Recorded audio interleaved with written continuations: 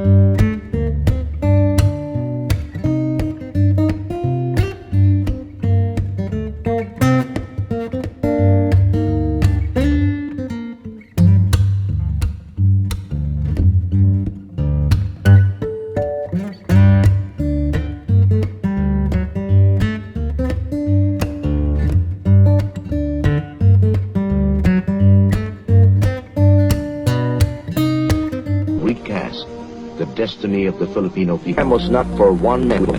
The vision of the new society needed the common man and the common will to make it a reality. Marginal history has demonstrated its need to create a new society. The achievements of the period attracted and gained respect as a peaceful means to revolutionize society. A developmental model that is instructive for the countries of the Third World. The massive drive for restoration of political stability and social order.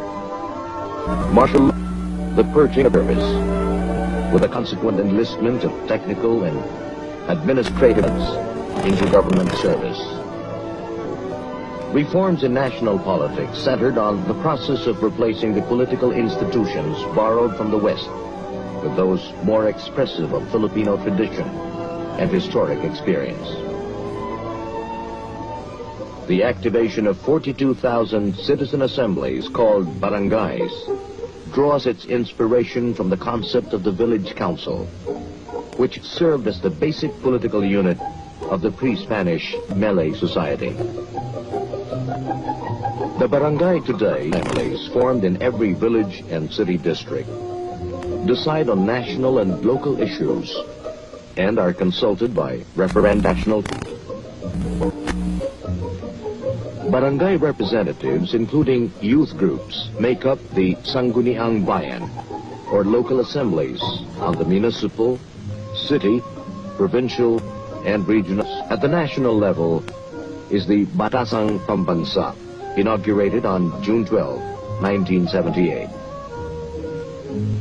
A national plebiscite held early in 1981, shortly after he lifted martial law, expressed support for a combination of presidential and parliamentary system, with Marcos as president and chief of state, governing with a prime minister. But the precept underlying the political evolution has remained constant. Rooted for the poor as a priority. Various measures in the last 8 years have done much to revitalize Philippine economy. The National Economic and Development Authority, NEDA, supplied the development efforts with a planning vehicle, which revamped a sluggish bureaucracy and stirred it into action. NEDA centralized control and designed specific policies to spur overall growth and development, with a goal to ensure every Filipino's sustenance, to attack the causes of underdevelopment at the roots, mass poverty, and mass deprivation. The period from 1972 saw a significant redirection in the Philippine import-export pattern. Exports and traditional trading partners has given way to diversification of goods and the opening of new markets.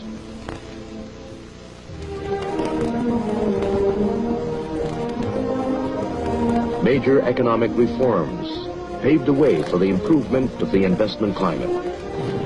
Gross domestic capital formation has grown annually since 1972 by more than 15%.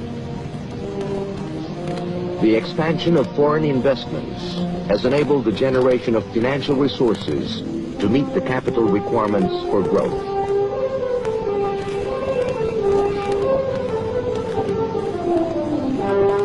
Economic policy has made foreign investment an instrument for progress, setting as priorities the numerous development projects designed to stimulate the economy's growth, as well as disperse industries in the rural areas, generate employment opportunities, encourage the growth of small and medium-scale industry.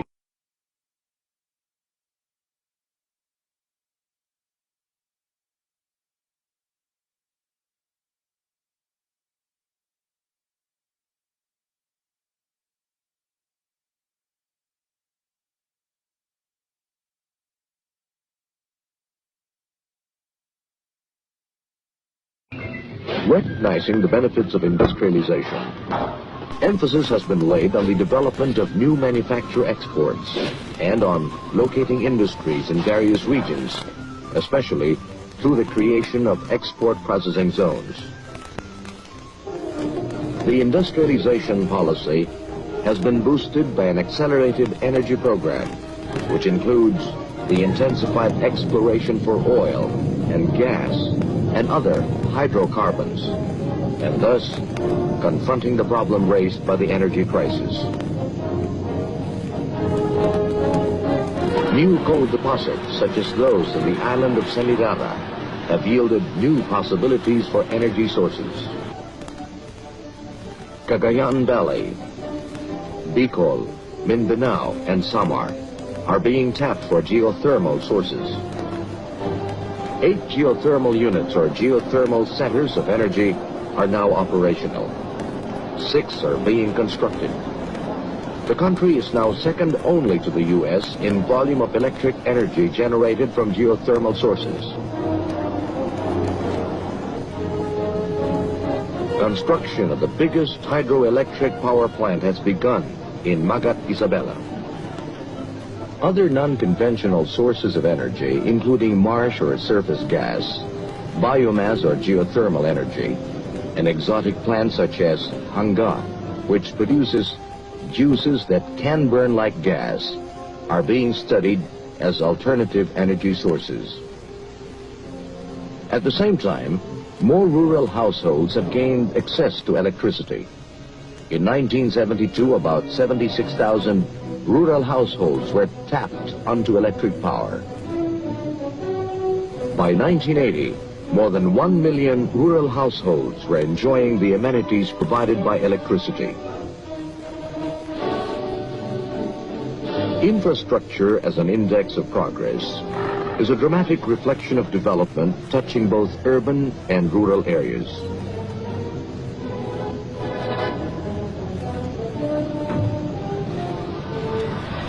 A network of highways, bridges, and ferries link the archipelago from north to south. Feeder roads link farmlands to marketplaces.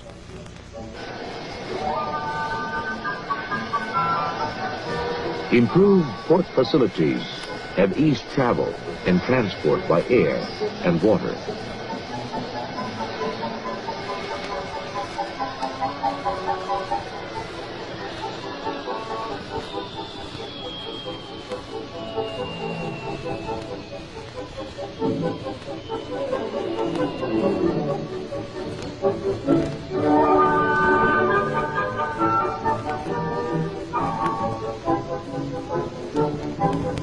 Water control systems serve the flow of progress. Dams provide hydroelectric power and make fields more productive through irrigation. No single act of the Marcos presidency has had more far-reaching impact and popular acclaim than its decision on September 26, 1972, to declare the entire country a land reform area. In that decision, he terminated the enslavement of the poor tenant farmer to a bondage of centuries by granting him ownership of the land he tilled.